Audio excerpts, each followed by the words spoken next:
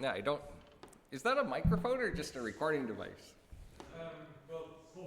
Yeah. And one without the other. Yeah, so I'm more of a non-fiction, surrealist, 14th century sort of writer. And I thought I'd start with something just from last night.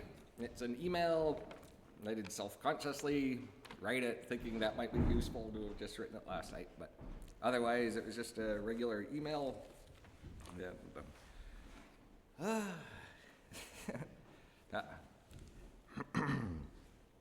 So, in fact, just at last return from the afterward party, the summer February weather seemed to put people partly in trance. Movements toward leaving giving way to continued talking and eventually sitting again end over end or something like that. Opulent condo and otherwise rough, desolate neighborhood.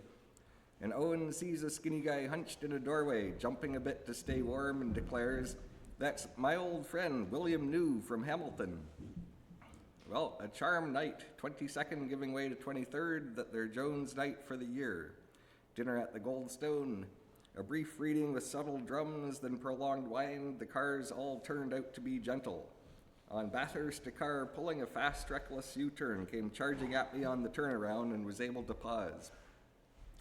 Tomorrow, the life at risk by being in another country, though poetry crowds are generally the antidote to anything particularly dynamic in a city. Full, unstarted roll of film.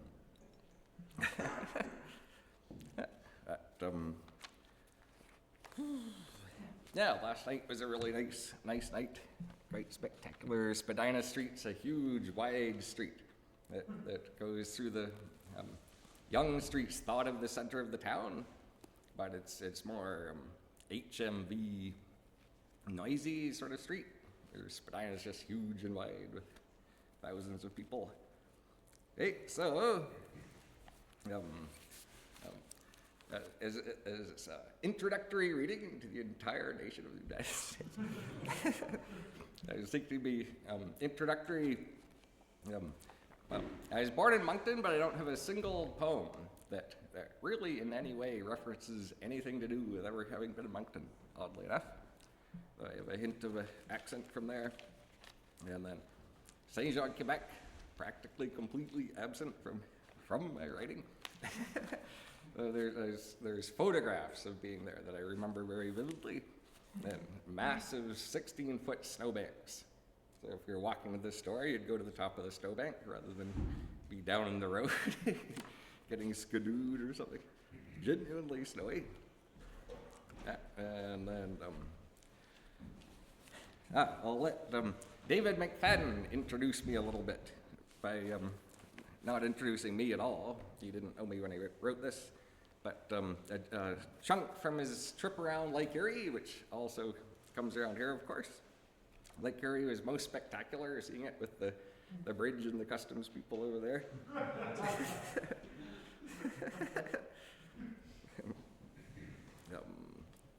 Yeah, I had marked the page.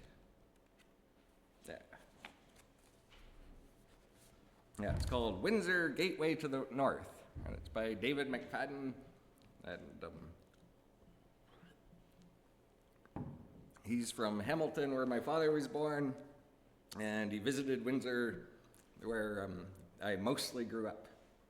And, so in every city in Canada, the poor people live in the north and east ends, except for Windsor. Here, the really rundown areas are in the south and west ends. But the east and north ends don't look particularly prosperous either. Windsor is the saddest city. Nowhere is Canada's plight more obvious. No matter where you are in town, you can look up and see the huge Ambassador Bridge to Detroit rainbowing through the air like a cultural and economic siphon. The bridge doesn't seem to link two pieces of land, rather it seems to link two levels of land. It's the highest thing in the Windsor and the lowest thing in Detroit. Indeed, the United States, from this vantage point, gives the distinct impression of being some magic land in the clouds. The magic bridge streaming down from these clouds and condescending to land in the hinterlands, this inferior, nondescript underworld where the land has long been permanently scorched. And from everywhere in Windsor, you can see the skyline of Detroit. Every time you look up, there it is. In Vancouver, when you look up, you see the mountains. In Windsor, when you look up, you see Detroit. As if that weren't enough, Detroit is upwind of Windsor. Every fart, every belching smokestack comes drifting like a putrid, inescapable river into Windsor. And if you turn on the radio, you'll be lucky if you find a little Canadian station in between the giant American ones, sandwiched like an earwig between pairs of copulating elephants. It's a nice place to visit, though, and there are several good American and British writers living in Windsor.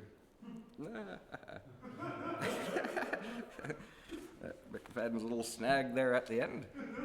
They're magnificent books, and there's only one great lake he hasn't circled and written up the whole experience with extreme candor and the unique things that come about.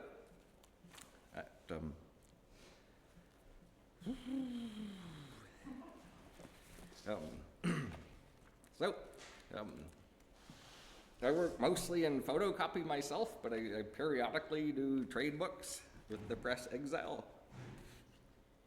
And one of the poems I pretty much just sarcastically called Canadiana was has a lot of Windsor stuff in it. Slowly work out in that direction.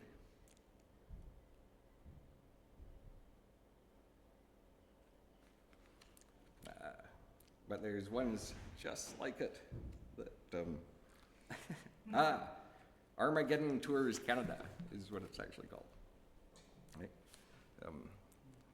Even though sports salaries are ridiculous and wrong, I like hockey, but hockey culture has made fools of so many Canadians they're almost disturbing. Like managers, supervisors, and bosses, their whole thing is forechecking, pressuring you to make a mistake. They don't even get how ill-advised this is. That's what they get. They get what they're after. Let's see. Yeah, these are long filibuster poems.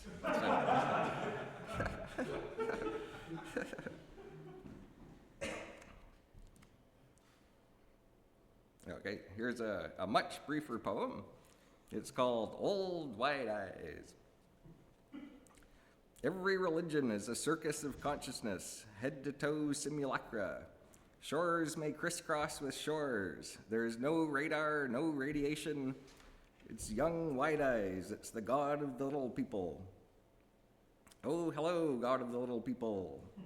Well, it sure is a fine day. Aye, that was fun, meeting the GOTLP. Yeah, that's more just a silly poem. Briefer poems probably build a sense of momentum and breath.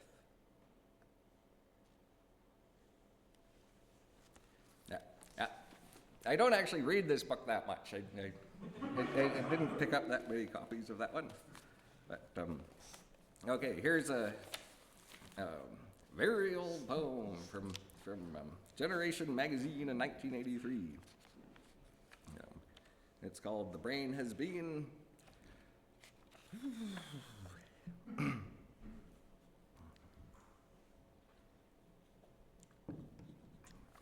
I should focus my mind more on what I choose to read. That one's long-winded and archaic in another way. It's an extremely long poem, but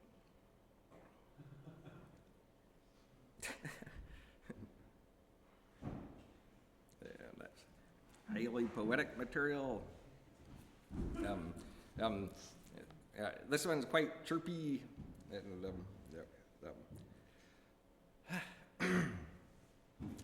and I'd be happy if others did the same. Grand blue corporate swimming pool called Earth. Oh, chlorine, oh, goss spirit seas like nowhere else. Islands dissolving in England's bones. Consciousness is more complex than language or science, it said in the newspaper today. The last time I job hunted, I was still a child. One day, my spirits will silhouette in your beautiful forests, wide-winged eels in your breath forever, and only your thoughts to guide them, lives that demanded the right to strike in dignity and good. And hope will you know them in a queller of irony. How but by safe telepathy?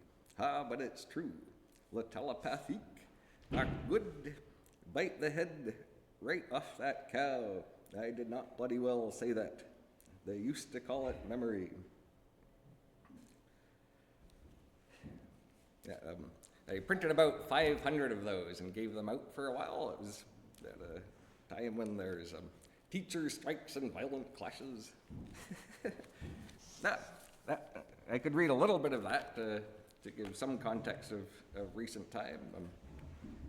Yeah, my most recent book, I do have the impression that the people that publish these trade books, they're very nice, eccentric, unusual, interesting people, and can be fun, but I don't have the impression they actually read the books. I pretty much just take it on disk and then format it onto their computer. So I thought I would start the book of poetry with just a sort of narrative essay, sort of newspaper and stuff. It's called Brave Effort. A brave effort by 200 protesters, OCAP Common Front, on a cruelly cold night to amass downtown. I won't read that one right now.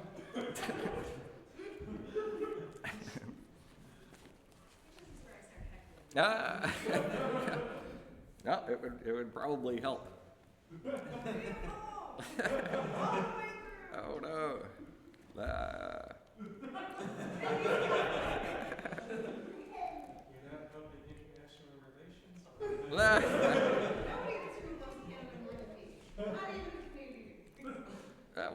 Some things seem over poetic. I always have that concern. They're very easy to read, and if I feel like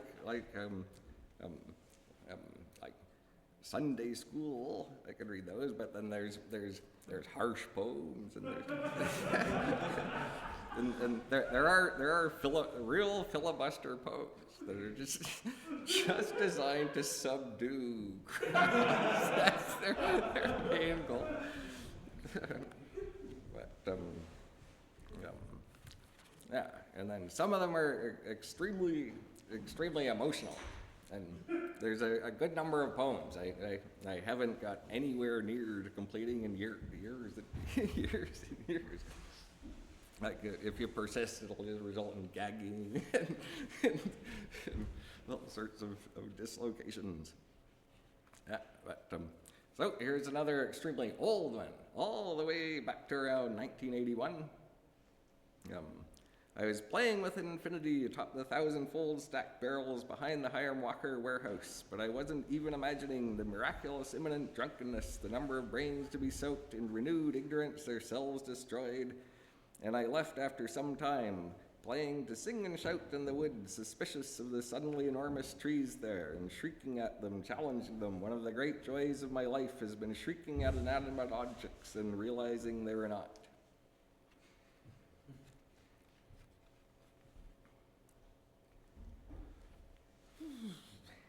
So this is a nice, brief, bookish poem.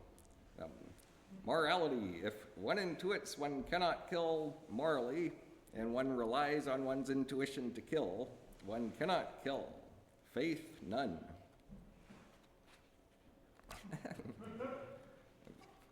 Justifying, or not justifying, but trying to even contemplate atheism and morality as concrete and whole is philosophically pretty challenging. I suppose only because there's the presumption it was based on God cascading down and lecturing all of humanity in various ways, threatening them with tidal waves and so on. But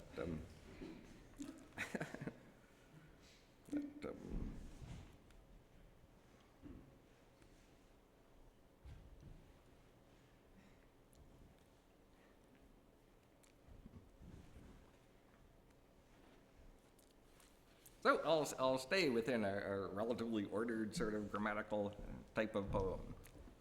The older poems tend to be more that way. Whenever I am sad, I imagine cold, divine, overarchingly pre-planned environments. Circumstances wherein the extent of human grasp of the possibility wheel has installed a maddening exclusivity. Not cities where the hubris infallibly reveals itself, but distant controlled towns where there isn't enough of anything else to even bubble.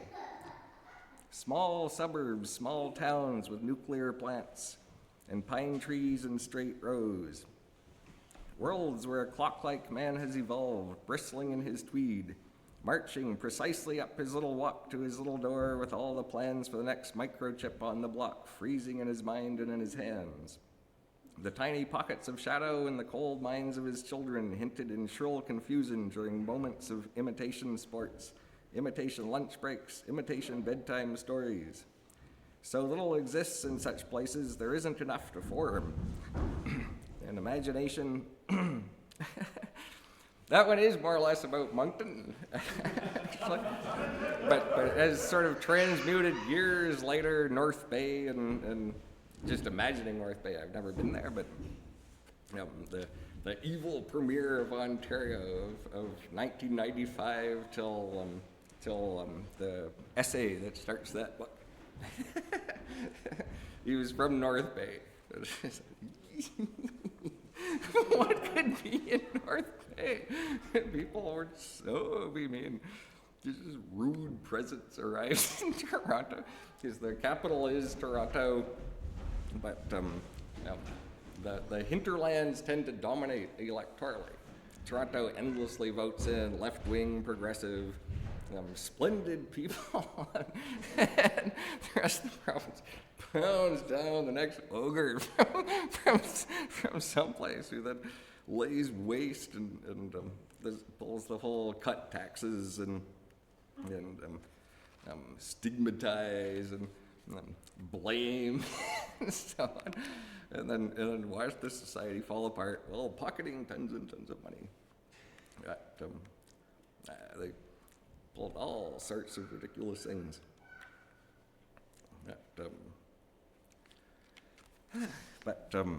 Safe telepathy would sort of, has much more sound, old-fashioned sort of things. This one would probably be good to close with. And it's sort of early filibusters, so it goes by a lot quicker.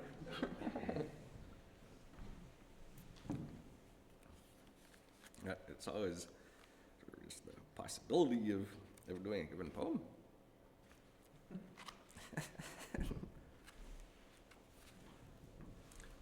Okay, I'll read a little bit of anyway. Sampling of the poems is just a perfectly sensible thing to do, as opposed to just dwelling on one. But I'm sitting with solipsis, thinking how they really do cling to each other and need.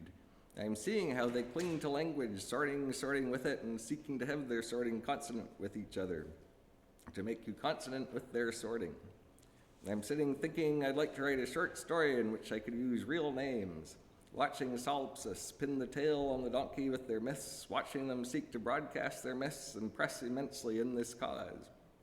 Creates all the noise in the room, but whenever one of them has been speaking for more than a single piece of information, they blur into their voices and my head starts to drift into their head, and I'm listening to the person's fundamental buzzing and seeing what they want, unable to hear what they're saying. But whenever one of them has been speaking for more than a single piece of information, they blur into their voices, my head starts to drift into their head and starts to drift into their head, and I'm listening to the person's fundamental buzzing and seeing what they want and unable to hear what they're saying. The more pressure they put on me personally to hear what they're saying, the less I can even begin to identify words in the darkness of the sound impressing me. A non-stop aggression.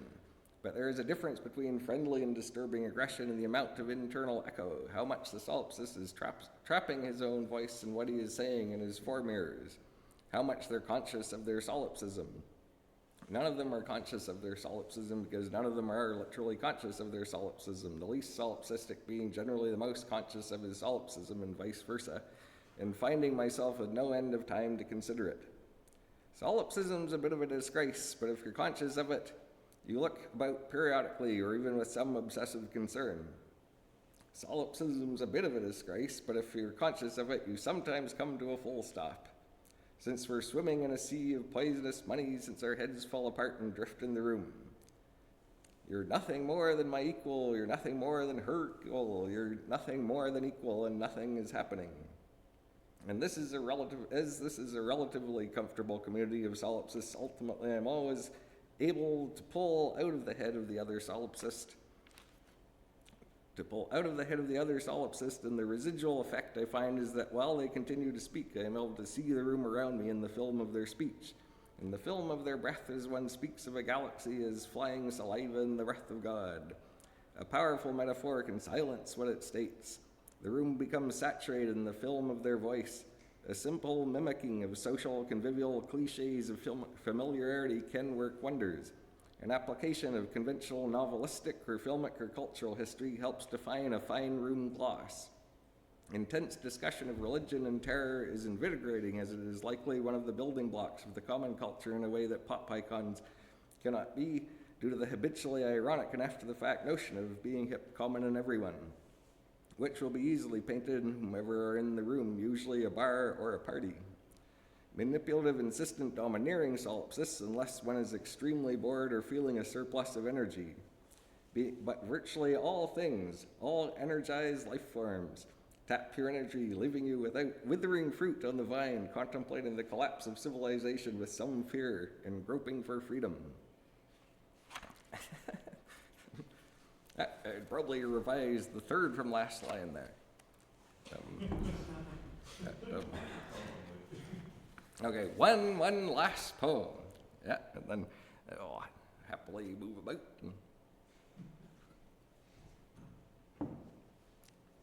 I also lived in Vancouver, which is sort of just before the West Coast, because the Big Island is actually really quite substantial. So, in reality, the coast is beyond there.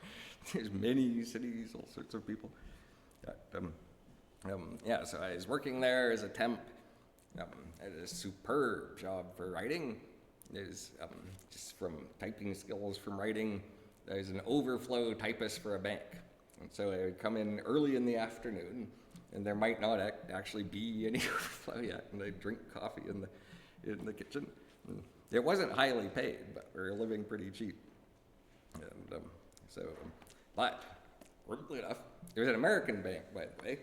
And it was taken over by another American bank. And they just got rid of everybody right across the entire floor. Maybe 3 people kept on by the institution. So they were very, very unhappy in the bank. Whereas for me, I was working part-time for very little money. But the bank I was working for was more loyal to itself, and they were ours hills, as it were. And they actually falsely 2-year backdated me from being a part-time contract worker to being as if 2 years prior, having been working there full-time. So then when the takeover Bank of America, when they took us over, I got this great severance package, and that allowed for moving back to Toronto. So for me, it was terrific. And the one real friend, like the people were really quite pleasant there. And, Vancouver's sort of non-central enough that they don't exactly identify with the rest of North America, the great superstructure of the powers of banks and corporations and so on. Vancouver, they know they're a branch plant on the whole, and they're thinking about other things, and there's plenty of them. And yeah, this friend of mine, he got $24,000 in severance. Woo-hoo. He was a computer programmer. He'd only been working there so long. But the salary they set him up for, he's just ecstatic. All this money, what do you do with it? So for us, it was great. And others were drinking themselves drunk by 1 o'clock in the afternoon, and then raging, storming around the building, tears pouring down their eyes, cursing and swearing as they walked through the place. There's a few happy people. So this was called "Hey La, the CEO is Dead."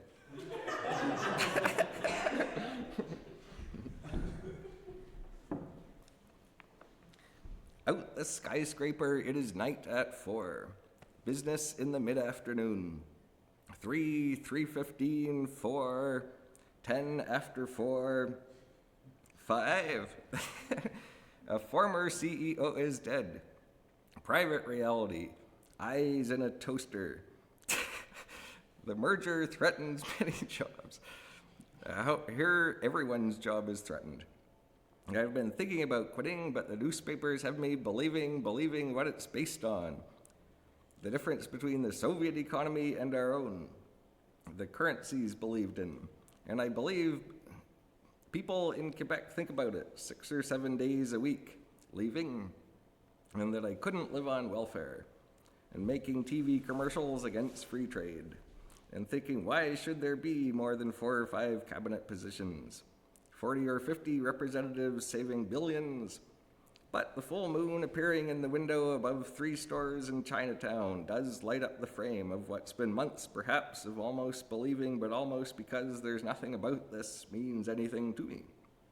I just don't care. I can talk about it and light my way by its glare, but it's a dull gray sun in an empty world.